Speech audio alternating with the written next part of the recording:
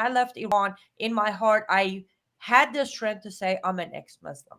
But I didn't announce it. I didn't say it verbally. I was too terrified from all the images of hell that was in my head growing up. So I went from being a Muslim to an ex-Muslim to an absolute, I know there's a God, I just don't know where he's at, and I'll find him when I get a chance. Then I went into a full atheist. For a good 3 years or so of my life in America, I was an atheist. The day I got a call that my father passed away, my only question was how. They said in his sleep. I'm like, God doesn't exist. If this man gets to die in peace, there is no God. From there, I Mm. stopped believing in God until one day I realized I'm having struggles internally because there is no logic behind what I'm thinking about. So I'm like, okay, I'll accept you're out there and we're going to start the search. My search started then.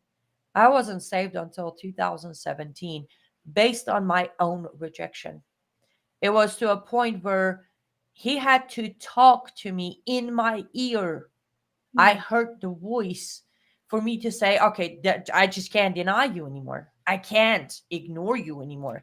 But I resisted. So, on that note, I don't go directly to ex Muslims trying to preach because I know that wall is there. You need to give them Yeah. time. You need to let them, because for years, this God existed who broke you down, who looked down on you, who considered you a nothing, if a woman a property, if a man just a slave. So it takes time. It's like a recovery. But Hmm. I still consider it a victory when they do walk away from Islam, because that's when they have been unshackled.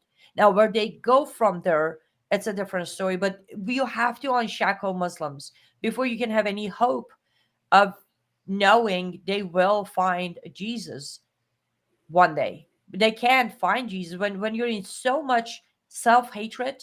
Remember, Islam teaches you self-hatred, Mm. and it teaches you hatred in general.